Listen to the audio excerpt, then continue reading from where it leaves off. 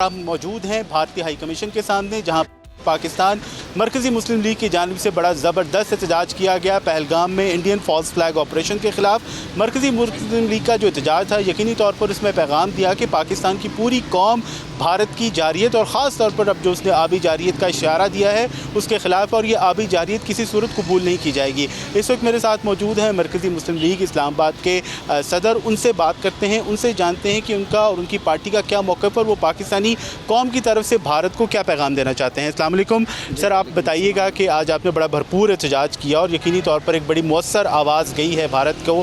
पता चल गया होगा कि पूरी पाकिस्तानी कौम मुत्तहिद है, लेकिन भारत की जानिब से जो फॉल्स फ्लैग ऑपरेशंस हैं इनका सिलसिला तो जारी है। हमें क्या ऐसी हिकमत अमली अपनानी चाहिए कि भारत को वंस एंड फॉर ऑल जो है एक पूरा दंदान चिकन किस्म का जवाब दिया जा सके।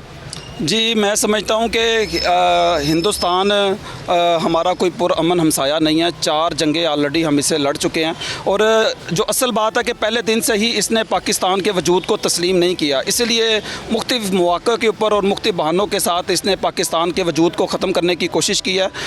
जब वो आपसे लड़ के किसी भी अंदाज़ में फ़तह नहीं हासिल कर सका तो उसने बाकायदा पानी की जंग आपके ऊपर मुसल्लत किया। ये अचानक सिंध तास माहदे को मुअत्तल नहीं किया गया, बल्कि इसके लिए उसने पहले प्लानिंग की, और सिंध तास माहदे के तहत जो मगरबी दरिया थे पाकिस्तान के, उनके ऊपर उन्होंने डैम्स बनाना शुरू किए। बगलियार डैम है, किशन कंगा डैम है, और इस जैसे 2 दर्जन से ज़ायद डैम हैं जो उन्होंने पहले से पाकिस्तानी दरियाओं पे बनाना शुरू कर दिए थे। और उसका मकसद यही था, वो एक बहाने की तलाश में था कि कोई भी बहाना बनाए और सिंध तास माहदे को मुअत्तल करके इन डैमों को के ज़रिए पाकिस्तान में जो पानी आ रहा है उसको यानी कि वो बंद करे, और पाकिस्तान को मुआशी हवाले से वो ज़िक पहुँचाना चाहता है। पाकिस्तान के ख़िलाफ़ आबी जारियत करके पाकिस्तान को नुकसान पहुँचाना चाहता है। कायदे आज़म ने यही बात कही थी कि कश्मीर पाकिस्तान की शहरग है। उन्होंने इसी बुनियाद पे कहा था कि पानी ज़िंदगी है, पानी होगा तो हमारी ज़राअत चल सकती है, पानी होगा तो हमारी मुईशत चल सकती है। तो हिंदुस्तान उसी एजेंडे मज़मूम अज़ाइम के ऊपर और एजेंडे के ऊपर है कि वो पाकिस्तान को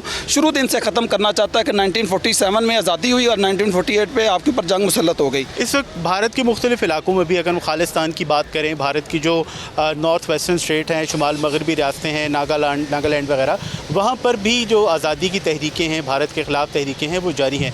उन तहरीकों को आप किस नज़र से देखते हैं, और क्या आप समझते हैं कि हमें उनकी हिमायत करनी चाहिए? देखें, मैं ये समझता हूँ कि हिंदुस्तान और ख़ास तौर पे बीजेपी एक मुतशद्दद नज़रियाती जमात है, और वो ये कहती है कि हिंदुस्तान सिर्फ हिंदुओं का है, वो किसी और बाकियों को बर्दाश्त करने के लिए तैयार नहीं है। जबकि मैं समझता हूँ कि तमाम इंसान उनके हकूक़ मिलने चाहिए, इंसाफ का बोल बाला होना चाहिए, और ख़ास तौर पर जो हिंदुस्तान के शहरी हैं उनके आइन और कानून के मुताबिक जो उनको हकूक़ हैं वो इंडिया को और बीजेपी हुकूमत को उनको देने चाहिए। और पाकिस्तान हर तरह की वो सफारती और इखलाकी हमायत उनके लिए करता है जो उनके आइन और कानून के मुताबिक और इंसानी तकाज़ों के मुताबिक है। लेकिन अब तक हम देख रहे हैं कि भारत, ख़ास तौर पर बीजेपी की अगर हम बात करें, कि जब से मोदी जी आए हैं वो जो चाहते हैं वो कर लेते हैं, चाहे वो राम मंदिर का एजेंडा हो, चाहे वो मुस्लिम वक्फ बोर्ड का मामला हो, चाहे वो यूनिफॉर्म सिविल कोड का मामला हो। और जैसे कि आपने भी कहा कि बड़े अरसे से बीजेपी की नज़रें थी कश्मीर पर, उन्होंने कश्मीर के भी 3 टुकड़े किए, और उसके बाद फिर बड़े अरसे से नज़र थी पाकिस्तान के दरियाओं के पानी के ऊपर, और ये इंडस वाटर ट्रीटी का वो 12 इशारा जो है वो दे चुके थे, इशारों के नाम वो बात कर रहे थे, लेकिन अब वो ये भी कर गुजरे हैं। तो क्या किस तरह से रोका जाए उन्हें? देखें, पाकिस्तान को मैं समझता हूँ कि इस हवाले से जो एक दिफाई पॉलिसी है इससे निकलना चाहिए और अग्रेशन के साथ इसका जवाब देना चाहिए।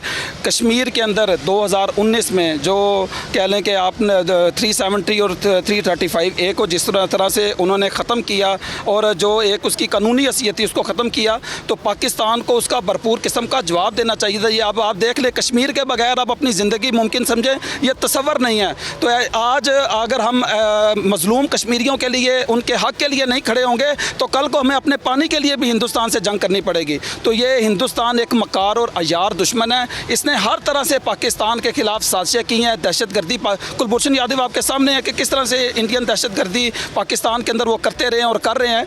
तो मैं समझता हूँ कि हमें हमारी रियासत को एक वाज़े एक मौक़िफ़ लेना चाहिए, और उस मौक़िफ़ पे फिर डट कर खड़ा। हिंदुस्तान किसी भी मामले में आप देख लें वो पीछे हटने के लिए तैयार नहीं होता, लेकिन हिंदू बनने की यह खसलत है कि जब आप उसके ऊपर चढ़ेंगे, चढ़ के उसको जवाब देंगे तो फिर ये पीछे हटेगा, वरना ये आपके ऊपर मुसल्लत होने की कोशिश करेगा अपनी मकारी और यारी के साथ। तो इस वक्त मैं ये पैगाम देना चाहूँगा कि हमें अपनी सियासी पार्टियों से निकल कर, अपने फ़िरका बंदी से निकल कर हमें एक कौम बनना है और एक कौम बन के फ़ौज पाकिस्तान के शाना बशाना खड़े होकर इस मुल्क के दिफा के लिए अपना किरदार अदा करना है और इंडिया को ये पैगाम देना है कि हम सब एक हैं। हमारे मुल्क के ऊपर उठने वाली हर नज़र को, जो मैली नज़र है, हम उसको फोड़ देंगे और अपने खून से इस मुल्क का दिफा करेंगे।